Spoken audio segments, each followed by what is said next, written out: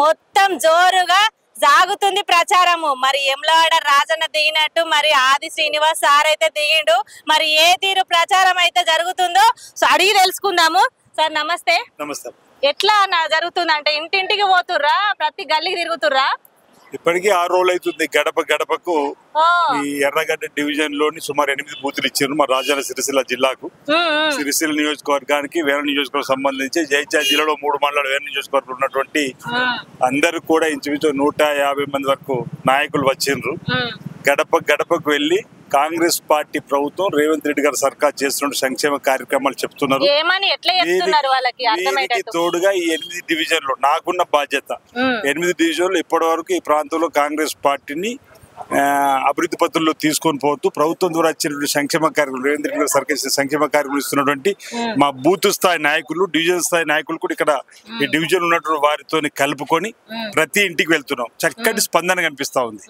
ఏంటంటే ఇందిరమ్మ రాజ్యం పేదలకు సంబంధించినటువంటి సంక్షేమ కార్యక్రమం అమలు చేస్తుంది. గత ప్రభుత్వం మాకు 10 ఏళ్లలో 10 రేషన్ కార్డులు ఇవ్వలేరు, మీరు రేషన్ కార్డులు ఇచ్చిండ్రు.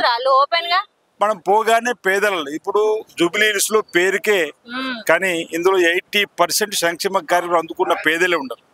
వాళ్ళే నేరుగా చెప్తున్నారు పోగానే మాకు రేషన్ కార్డు 10 ఏళ్ళు చూసిన రాలేదు, మీరు రాగానే రేషన్ కార్డులు ఇచ్చిండ్రు. అంతేకాదు సన్న బియ్యం ఇచ్చిండ్రు. ఇందులో 200 కరెంటు కాల్చుకుంటే కూడా ఉచితంగా కరెంట్ ఇస్తున్నారు. 500కి సిలిండర్ వస్తుంది. కాబట్టి ఈసారి అంతేకాకుండా నవీన్ యాదవ్ యువకుడు విద్యావంతుడు, తప్పనిసరిగా అతనికి అవకాశం ఇస్తామని చెప్పి అనేది కూడా చర్చలు. అంటే స్థానికంగా ఉన్నటువంటి జూబ్లీహిల్స్ లో గత ప్రభుత్వం అధికారుల నుండి కూడా ఏ సమస్యను పరిష్కారం చేయలేదని దానికి ఉదాహరణ ఇప్పుడు 2.5 మాసాలుగా ఇక్కడ మా మంత్రులు తిరుగుతూ ఉంటే సమస్యలు ఇంచుమించు 100 కోట్ల పైచీలకు సమస్యలు చెప్పారు. వాటిని కూడా అమలు చేయడానికి ప్రభుత్వం నిధులు మంజూరు చేసిన క్రమంలో ప్రజలకు విశ్వాసం కలిగింది. మరో 3 సంవత్సరాలు ఈ రాష్ట్రంలో కాంగ్రెస్ ప్రభుత్వం ఉంటది కాబట్టి కాంగ్రెస్ పార్టీ అభ్యర్థి నవీన్ యాదవ్ ని గెలిపించుకుని రేవంత్ రెడ్డి గారి సర్కారులో ఈ జూబ్లీహిల్స్ లో ఉన్నటువంటి పేరుకి పోయినటువంటి సమస్యల పరిష్కారం కావచ్చు, అభివృద్ధి పద్ధతులు తీసుకొని పోవడానికి ఉపయోగపడే విధంగా ఉంటుంది. కాబట్టి చేతి గుర్తుగా ఓటు వేయాలని, కాంగ్రెస్ పార్టీ అభ్యర్థిని గెలిపించాలని చెప్పిన ఒక ఆలోచన ఉన్నట్టుగా మాకు పోలింగ్ ఏదైతే ఈ గడప గడపకు మేము వెళ్ళినప్పుడు కనిపిస్తున్నది పోలింగ్ సరళి వరకు ఉంటుందని చెప్పి, పోలింగ్ వరకు కూడా ఇదే విధంగా ఉంటుంది. ఇక ట్రెండ్ పెరుగుతుంది తప్ప తగ్గుతలేదని చెప్పని నా ఆలోచన. ఇక్కడ మేము ఓటర్లు కూడా అడిగే కంటే ముందు వాళ్ళు అంటున్నారు ఎందుకు బీఆర్ఎస్ కోటు వేయాలి, ఎందుకు బీజేపీ కోటు వేయాలి. ఈరోజు బీఆర్ఎస్ కోటు వేస్తే ఈ 3 ఏళ్ళు ఏం చేస్తారు, బీజేపీ కోటేస్తే ఈ 3 ఏళ్ళు జూబ్లీహిల్స్ ఏం చేస్తారు. ఈ ప్రశ్నను మేము సంధించినప్పుడు ప్రజలలో చర్చ జరుగుతుంది. వాస్తవమే కదా, అధికారం ఉన్నది కాంగ్రెస్ పార్టీ కాబట్టి కాంగ్రెస్ పార్టీ అభ్యర్థిని గెలిపించుకుంటే మనం అభివృద్ధి పత్రంలో పోవడానికి అవకాశం ఉంటుంది, సంక్షేమ కార్యక్రమం మరిన్ని మేలైన విధంగా అందించే అవకాశం ఉంటుందని. గతంలో పీజీఆర్ గారు చేసినటువంటి, వైఎస్ రాజశేఖర్ గారు చేసినటువంటి అభివృద్ధి కార్యక్రమాల గురించి కూడా చెప్తున్నారు. వాళ్ళు డబుల్ బెడ్రూమ్లు అన్నారు. ఇంత పేదరికం ఉన్న ఈ ప్రాంతంలో ఎక్కడ కూడా డబుల్ బెడ్రూమ్ నిర్మాణం ఇల్లు చేసిన దాఖలు లేవు. ఆనాటి వైఎస్ఆర్ హయాంలో పీజీఆర్ గారు కట్టించినట్టు ఇళ్ళే కనిపిస్తున్నాయి. వాటి కనీసం మరమ్మతులు కూడా చేయలేదు. మళ్ళీ మాకు దృష్టి తీసుకుని వస్తే వాటి మరమ్మతులు కూడా తప్పనిసరిగా ఇందిరమ్మ రాజ్యంలో గౌరవ ముఖ్యమంత్రి సంబంధిత మంత్రికి చెప్పి ఆ పనులు కూడా చేస్తామని చెప్తున్నాం. ఎక్కడ ఏ పనులు ఉన్నా వాటన్నిటి కూడా సమగ్రంగా మేము తీసుకుంటున్నాం, వాటిని పరిశీలిస్తున్నాం, వాటిని అమలు చేయడానికి కోసం ప్రయత్నం చేస్తాం. ఇప్పుడు ప్రతిపక్ష నాయకులు మరి ఓ తీరు దుమ్మెత్తి ఓతలేరు సారు. మరి 1 అంటలే, 2 అంటలే, 3 అంటలే, 10 అంటలేరు, మస్తుగా మాట్లాడుతారు. మరి వాళ్ళకి ఏం స్పందిస్తారు, ఏం చెప్తారు? వాళ్ళకి అలవాటు అయిపోయింది, ఫ్రస్ట్రేషన్ లో ఉన్నారు. ఈ ప్రభుత్వం వచ్చిన 3 రోజుల నుంచి దుమ్మెత్తిపోయడం అంటే వాళ్ళు అసలు ఈ పదవి మా చేతుల నుంచి ఎట్లా పోయిందని చెప్పిన ప్రశ్న ఇంకా దేరుకుంటలేరు. ఒకటి మీద ఒకటి తప్ప ఇప్పుడు కంటోన్మెంట్ ఎన్నికల్లో కూడా నగరంలో ఓడిపోయారు. రెండోది నగరంలో జరుగుతున్న జూబ్లీహిల్స్ లో ఓడిపోతున్నా అని చెప్పిన ఫ్రస్ట్రేషన్ వాళ్ళు మాట్లాడుతున్న తీరే తప్ప నేను ఒకటే అడుగుతున్నాను, ఎందుకు బీఆర్ఎస్ ఓటు వేయాలి? వేస్తే ఈ 3 ఏళ్ళు మీరు జూబ్లీహిల్స్కి ఏం చేస్తారు?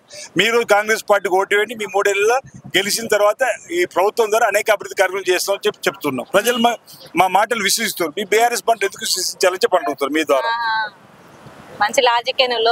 ఇప్పుడు బీఆర్ఎస్ పార్టీకి ఓటేసినా బీజేపీకి ఓటేసినా 2 అభివృద్ధి నిరోధకులుగా ఉండేటువంటి పార్టీలు ఉన్నాయి తప్ప మేము ఇంతకుముందు చెప్పినాం గల్లీలో లొల్లి ఢిల్లీలో దోస్తి బీఆర్ఎస్ బీజేపీ ఒకటని. ఇప్పుడు ఇక్కడ కనిపిస్తా ఉంది మాకు బీఆర్ఎస్ బీజేపీ దోస్తానం కనిపిస్తుంది. అయినా ప్రజలు విజ్ఞులు, ఇక్కడ ఉన్నటువంటి అన్ని వర్గాలు ఎస్సీ ఎస్టీ బీసీ మైనార్టీ వర్గాలు కాంగ్రెస్ పార్టీ రావాలని కోరుకుంటున్నారు.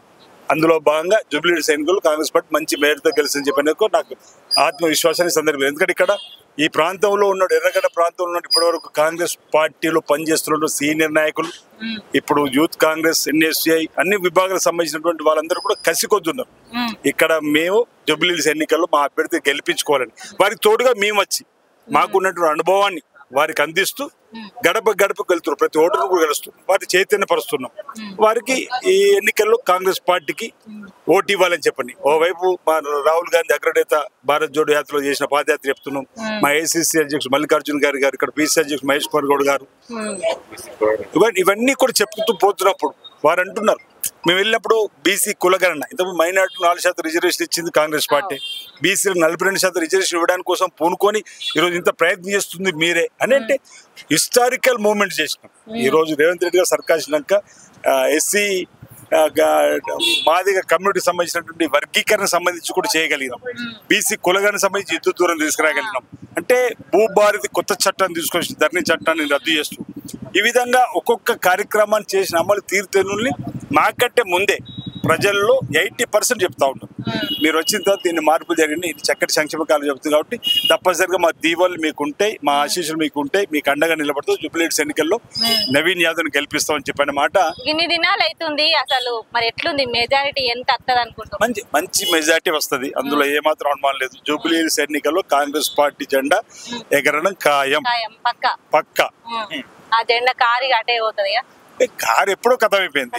ఇప్పుడు 2023 ఎన్నికల్లో ప్రతిపక్షానికి ప్రయత్నం చేశారు, తర్వాత లోక్సభ ఎన్నికల్లో 2024లో జీరోకి ప్రయత్నం చేశారు.